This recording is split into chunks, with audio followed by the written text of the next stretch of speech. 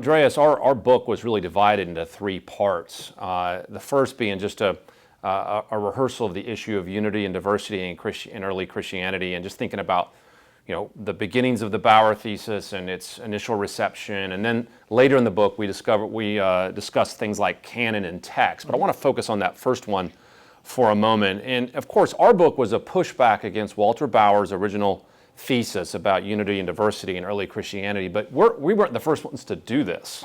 Let's start by just talking about sort of the history of Bauer's thesis. Not in minute detail, but broadly, how was it received and how is it received today? Well, I think what makes our book especially important is because we look at not just the work of one man, but we look at the power of ideas, in his case, his particular thesis that early Christianity moved from diversity to later kind of coerced unity, if you will. And really, in many ways, the book is a case study of how ideas matter and influence the direction of not even just scholarship, but also popular belief and imagination. Because I think you and I care deeply about our culture, about the media, about even popular spokespersons for Christianity. Right. And as you know, this is often the popular narrative that is presented, that there was no such thing as uniformity among the early Christians, that there's often doubt that's presented as well. There was this conflict, there were disagreements, there were disputes and so forth.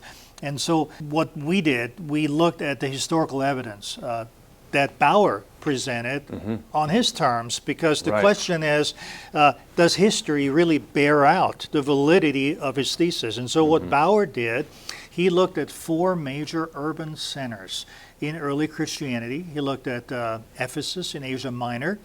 He looked at Rome, naturally, most importantly. And then he looked at Alexandria, Egypt, and at Edessa, just modern-day Turkey, east of Jerusalem. And what he claimed to have found in each of those four urban centers is diversity of beliefs, initially, when he first looked. And so in our book, what we're doing, building on previous critiques of Bauer, is, again, we're looking at the historical evidence one by one. And if you take Ephesus as an example, Ephesus is nice because there's quite a bit of evidence right in our New Testament. And so when you look, you see that clearly in the book of Revelation. You have heretics being called out for, needing to be removed from the believing community. You have, other concerns. You think of even when the church was first planted in Acts 19, the book of Ephesians. And so what we see is that Paul did not tolerate dissent, and John did not in Ephesus. So there's clearly already a concern with what you might call, and I might call, heresy. Right. Now, of course, the detractors of the fact that early Christianity was unified often point to the fact that the term orthodoxy is not used until in later centuries. But I think the mistake is that even though the term was not present, the concept certainly was. Yeah. And so when we look at the first century, clearly we see that everywhere in the New Testament, and we'll come back to that probably later in our conversation. But when it comes to Bauer, I think the stunning thing is that even though his book is called Heresy and Orthodoxy in Earliest Christianity, he only looks at the second century. He doesn't even look at the first century. Yes. And so there's this inexplicable bias against the New Testament writings as historical evidence that are worth being taken seriously, that is probably the greatest shortcoming of the Bauer thesis. And then, as I mentioned, secondarily, even taken on its own terms, the evidence that he has looked at in those four major urban centers doesn't bear out his fairly grandiose and sweeping thesis that early Christianity moved from diversity, initial diversity, to later imposed unity. Yeah, one of the things I've always been impressed by as I've looked at the Bauer Thesis along with you and just in my own scholarship is even though it's repeated and used again and again, people don't realize it's been roundly refuted and challenged by prior generations of scholars even before our book, where they've gone through those 4 geographical areas and said, look, it just isn't working here. And even the advocates of Bauer have even sort of admitted that in the particulars, the Bauer Thesis doesn't hold.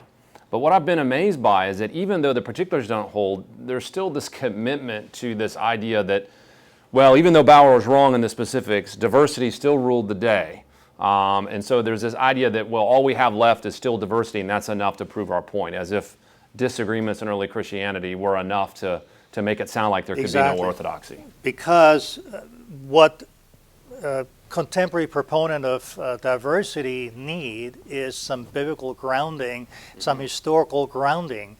And so the Bauer Thesis is the perfect thesis for them to use to support this larger ideology, if you will, right, that diversity ought to reign supreme. And trumps everything else. Yeah, absolutely. Yeah. So this idea is that if we can just show diversity, then that's all we have to show. The modern scholar we've shown that is actually biblical. It's almost outflanking conservatives by saying that actually you got it wrong.